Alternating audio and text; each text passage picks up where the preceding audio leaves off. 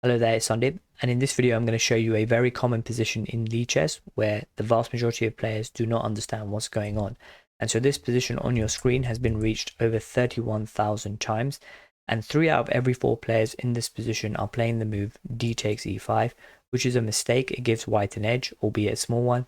However, what's interesting about it is that the popular moves in the League chess database lead to checkmate for white. And even more interesting about this position is that when I have previously made videos about it, I thought it just came up against the Perk or Modern defense. However, you can get here via the Perk defense, the Modern defense, the Alekhine defense. You can even get here via the Jabova London system. So this position can be reached via both d4 and e4 openings, and I'll show you how.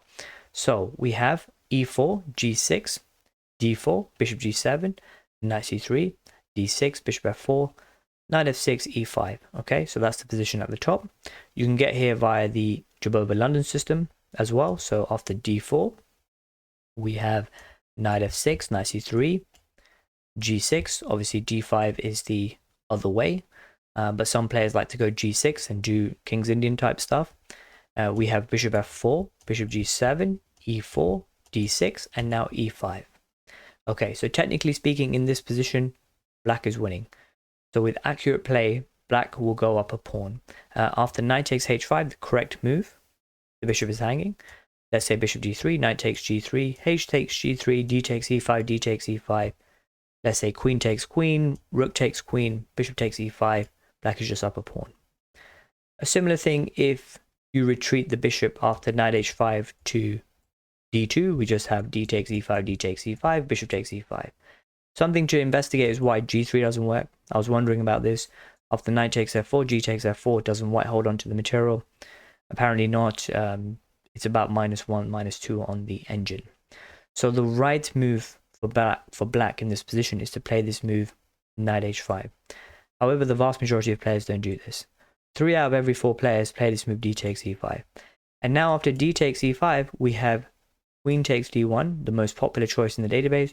Rook takes d1, the knight is hanging, knight h5. It's all too late because of knight d5. That puts white in a winning position. And now, how are you going to defend against this c7 threat? If you play this move knight a6, then we just take the knight. And so what players reason in this position is they'll just take the bishop, they'll go down the exchange, they'll give up the rook. However, it's much worse than that. Never mind the rook, because after knight takes f4, knight takes c7, we don't even need to take the rook, because after king f8, it's checkmate here on d8. A beautiful mate. And this is why, or one of the reasons why black is losing so many games in this position. Black is just hanging mate. And what's fascinating about this is that black gets into a losing position in a whole variety of ways. And so one of the ways I've seen is after knight d7, knight d5 is still winning. Okay, the file is blocked from mate, but there's still a threat here on c7. And so how are you going to defend against that? So you can see here in the database, people play this move king d8, but now e6 is winning. And if they play f takes e6, we have knight takes c7. The knight is guarded. And if they try to be smart by playing e5, you take my rook, I'm going to take your bishop. It doesn't work because of knight e6 check. That's going to win the bishop on g7 outright. King e8, knight takes g7, king f7, bishop h6, the knight is defended, and it's about +6-7 on the engine. And obviously in this position, if they don't play f takes e6 and they just try to move the knight, then there is a discovered check on b6, and we can take the rook. So a variety of ways in which black can be in a completely losing position.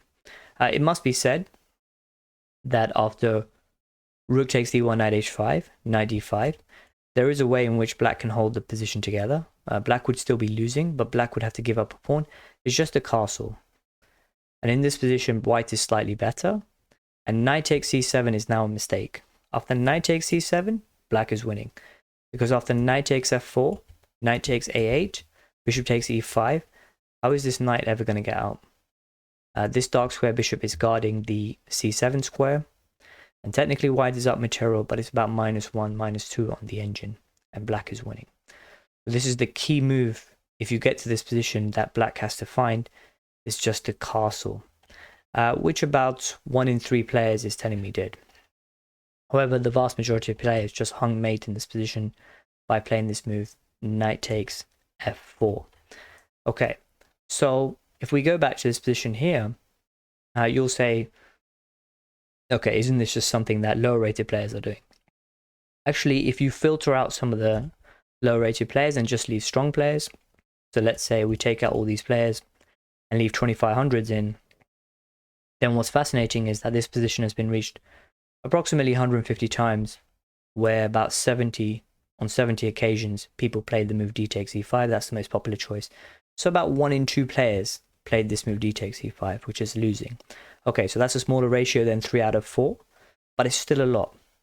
And it shows that this position is just not really well understood at an amateur level.